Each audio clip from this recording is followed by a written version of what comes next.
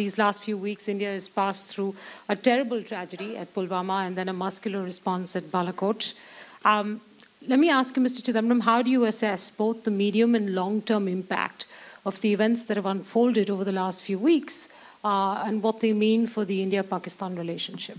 As a citizen, I don't wish to second-guess my government on matters relating to defense and foreign policy. I accept my government statement. But there have been so many statements, and I don't know which one to accept. There was a statement by the Ministry of External Affairs. There was an oral statement by the Foreign Secretary. Then there was a statement by the Air Vice Marshal. There was a statement yesterday by a minister, Mr. Ahluwalia. So I think it... May I add to that? Yes. Amit Shah made a statement in a rally in Ahmedabad where he announced that 250 terrorists were killed, contradicting what the Air Chief Marshal had said and what Ahluwalia had said. Yeah, I think and he got this precise number, 250. I'm surprised he didn't say 252 or something. I think you missed one part of my sentence. I said, I believe my government. And now it appears that the Indian Air Force did a splendid job of entering Pakistan territory.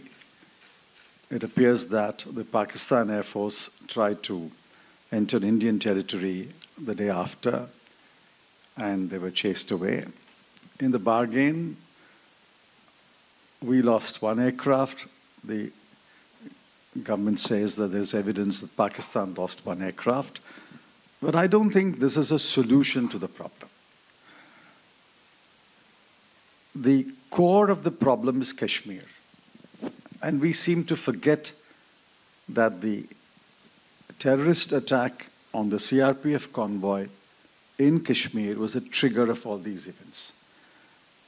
If you don't address the core issue of Kashmir, these incidents can happen in a small way, in a big way, in a confusing way, but there'll be no end to it. I think it's important that we address the core issue of Kashmir, and my views on Kashmir are known. I've written 4 columns in this compilation on Kashmir, and I would urge you to read it. I think that this government has moved far away from the path which could, underline could, lead to a solution in Kashmir. Have we walked back, though, from what could have potentially been the brink of a much larger confrontation between the two countries? I get the point that you made on Kashmir. And as you said, you've written for many, many years about Kashmir. As Home Minister, you've made your views clear. But given the current situation, have we managed to successfully walk back, you think, from I think both sides incident? de-escalated. I think there was...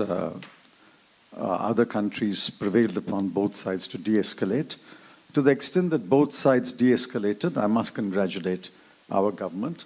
And I'm happy that Pakistan also de-escalated. War is no solution.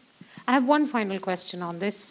Much as we don't want to politicize this, unfortunately, it has now already become a matter of commentary in a variety of different election speeches by a variety of different government leaders. And so I must ask you this question. Do these events, as unfortunate as they may seem, bolster the image of Prime Minister Modi as a strong, decisive leader? Do they, in some ways, force you to relook at the Rafale campaign that the Congress party has been running and in a sense serve as a campaign setback of sorts? Sometimes I don't understand what the Prime Minister wants to say. Not a day passes, and not a day has passed in the last 14 days when he's not made a political election speech in some part of India. And he has used every speech to bash the Congress party and the leadership of the Congress party. Now that's politicization. And when he says, we are questioning the Indian Army, who has questioned the Indian Army? Congress President was the first to tweet, I salute the Indian Air Force. We're not questioning the Indian military forces. The point is, the Prime Minister is politicizing Pulwama and the consequences of Pulwama. He's trying to take political advantage. But the facts that are emerging seems to be neutralizing the advantage that he wishes to take, and I think he's becoming a bit desperate, which is why his speeches are becoming shriller and shriller every day.